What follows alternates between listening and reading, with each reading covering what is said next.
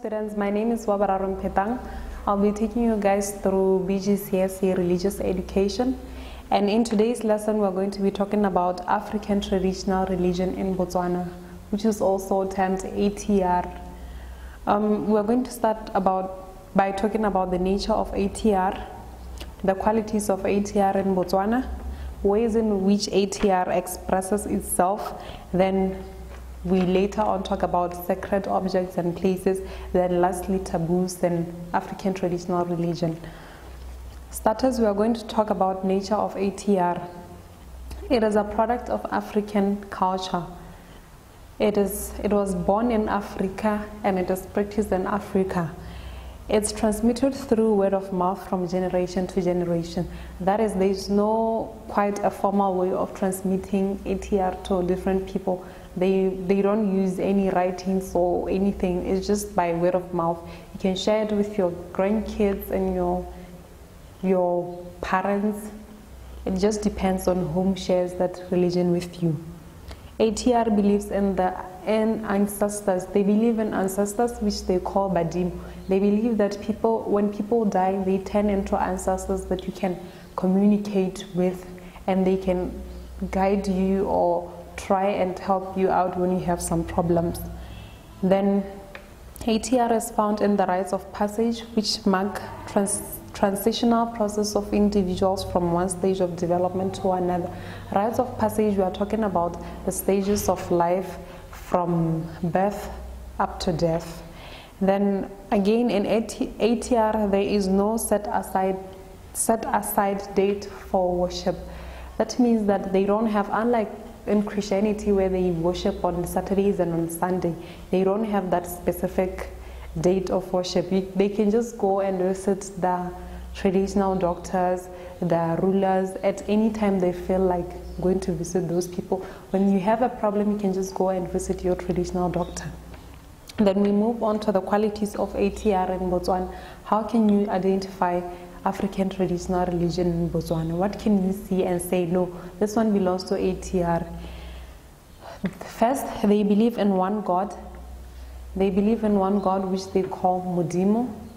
Then again, they believe in ancestral spirits. Like I said, they believe that when people die, they turn out to be ancestors whom you can talk to and ask help from. Then again, they believe in witchcraft. They believe that there's witchcraft. Witchcraft is some kind of when people who are acting against you or in a bad way. Then they also don't have a special days of worship, like I've said before. And again, there are no holy books. There are no prescribed books for African traditional religion. They just use their traditions and their mindset to share what they know about their religion. Then moving on to the next objective, we have ways in which ATR express itself. They express themselves through their beliefs and practices. I'm going to start by giving out examples of beliefs that they express themselves with. First, they believe in one God, which they call Modimo.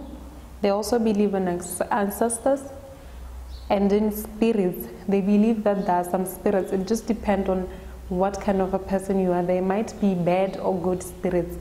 Then they also believe in healing powers of traditional doctors. They believe that traditional doctors can heal almost every disease that they encounter. Then existence of ghosts. They believe that some people, when they die, they turn into ghosts, people that can be seen by certain people and are not really bad or good. It just depends on how you view them. Then practices. There are some practices that they carry out as a religion.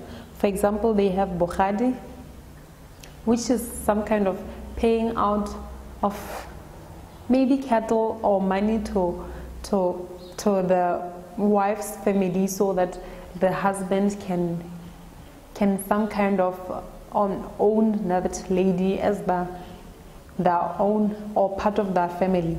Then we have Majago and initiation schools, which most of the time they're called Bohwera and Bojali. These are done to try and prepare young men and women to be adults, to be women and men They do these things by teaching them how to be wives, how to be husbands, and many other ways. Then we have circumcision, which is mostly done to males. Then we have totemism, the totems that each and every ethnic group have. Then molaletsa and patlo. Then lastly we have botsets, which is done to a lady who have just given birth. Then we have sacredness. Sacredness, we are going to look at sacred places in ATR and sacred objects in ATR. But first, what is sacred? What do we mean when we say something is sacred? When we say something is sacred, we mean that it is holy or it's somehow related to the supernatural being. Examples of sacred places in ATR, we have dams, we have hills, we have trees, rivers, lakes, graveyards. Graveyards are also sacred, and waterfalls, and many other sacred places. These places are to be protected and respected. Then we also have sacred objects.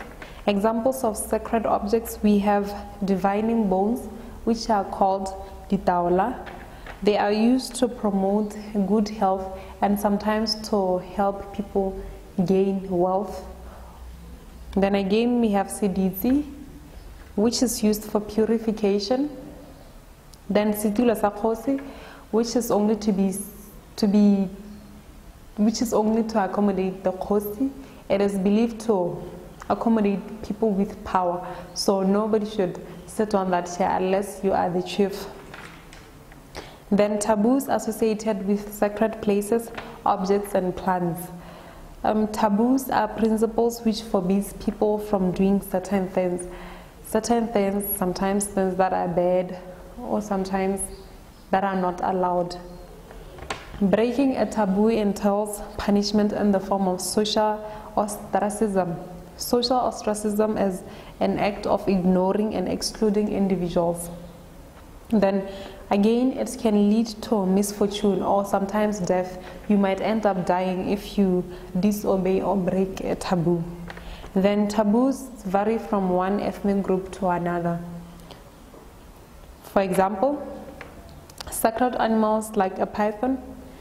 A python shows up when a python shows up at your home. People are not allowed to kill it, as it is believed that they possess special powers of riches and wealth. If you kill it, you are going to lose your riches and your wealth.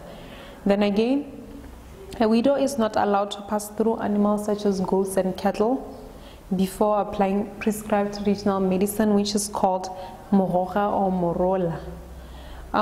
If you pass through those animals without applying that kind of medicine, it might affect the animals. It might even end up killing those animals. Then lastly, women were not allowed to wear trousers when visiting sacred places, as it was believed that wearing a trouser when visiting sacred places is not holy. Again, they are not even allowed to wear trousers when passing by the khotla. That's all I had for you guys today. Thank you.